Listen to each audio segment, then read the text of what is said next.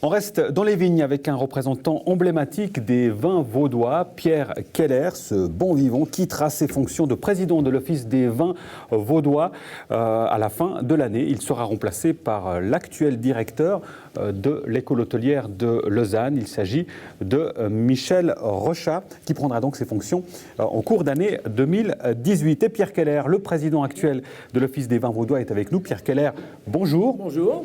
Alors évidemment, Pierre Keller, on l'imagine, au moment où on quitte ses fonctions, après plusieurs années, il y a forcément un pincement au cœur au moment de devoir quitter le bateau. Non, pas forcément. Vous savez, j'ai fait ma vie en faisant des opérations, en quittant les choses.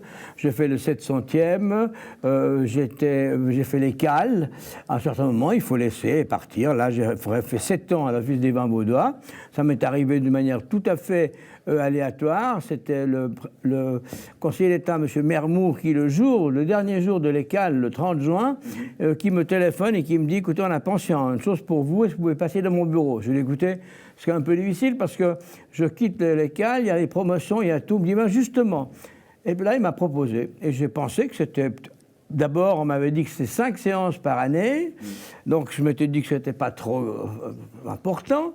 Et puis finalement, maintenant, c'est un mi-temps. Parce qu'au fait, dans toutes les opérations, vous le savez aussi, plus on a d'idées, plus on a de travail. Si on n'a pas d'idée, on n'a pas de travail. Vous êtes pris au jeu, finalement. Voilà, exactement. Ouais. Et puis, vous savez, je viens de la région, je viens de Gilly-sur-Aule. Hein. J'aime le vin, je suis dans le vin depuis pas mal d'années.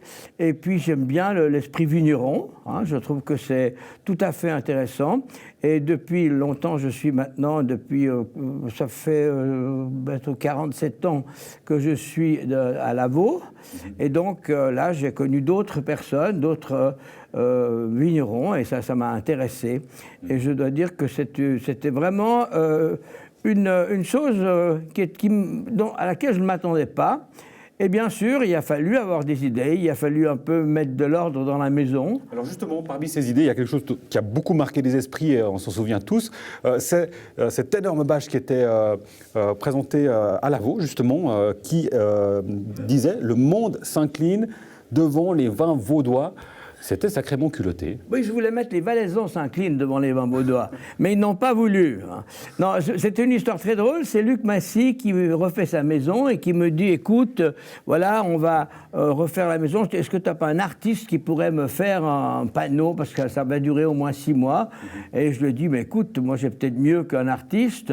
On va faire un truc comme ça, et on l'a repris. Et bien, effectivement, ça a eu un écho inouï, ça a mis en rage des gens.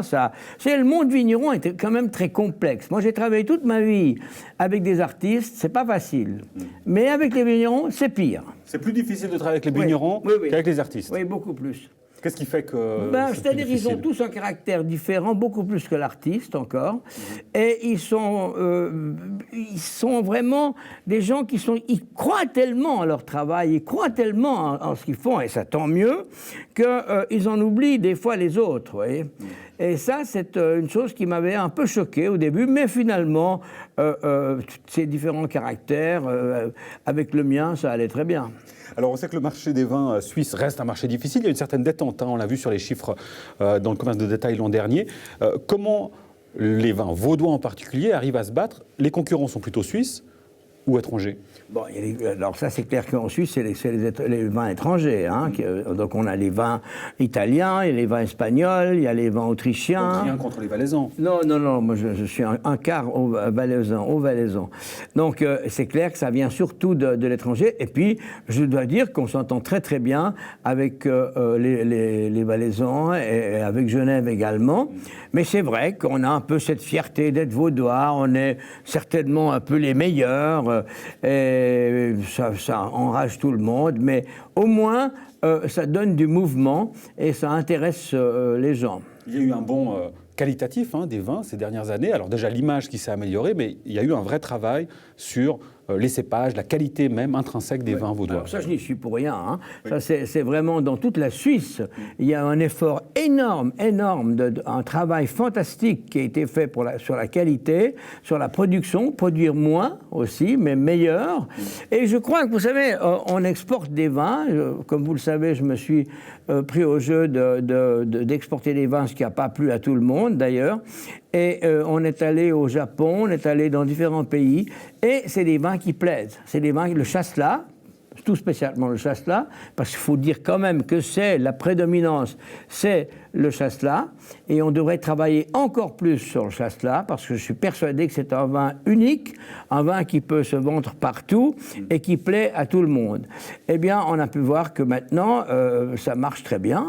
Au Japon, on vend 30 à 40 000 bouteilles par année, ce qui n'est pas de la concurrence, puisque ce n'est pas du vin qui n'est pas bu ici, c'est du vin qui est exporté. Très rapidement, un élément aussi à évoquer avec vous. On parlait tout à l'heure du salon Divinum à Morges. Il y a le salon Arvinis qui va suivre à Montreux. Il y a de la place pour deux salons. Ça m'avait choqué au début. Hein.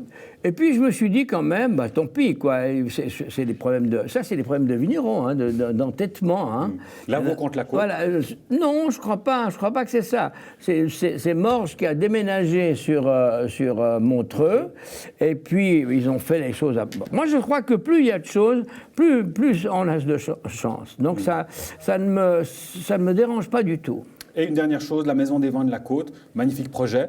Que vous inspire justement, alors on a vu déjà les images tout à l'heure. Alors moi je suis pour une maison des vins de la côte, c'est nécessaire. C'est nécessaire, le projet architectural que j'ai vu est intéressant et je dois dire qu'il faut vraiment le faire.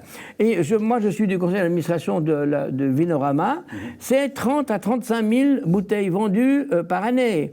Et depuis qu'on a changé la gérante, ça va encore mieux. Donc ça marche très très bien.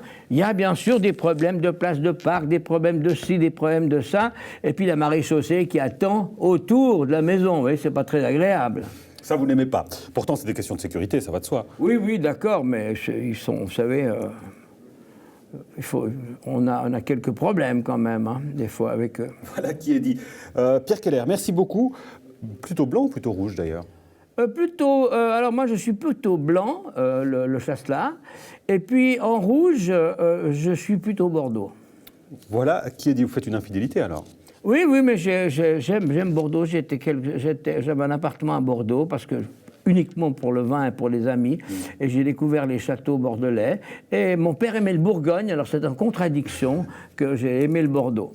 Merci beaucoup, Pierre Keller, notamment pour votre esprit de contradiction. Bonne continuation. Je vous en prie, merci. Au revoir.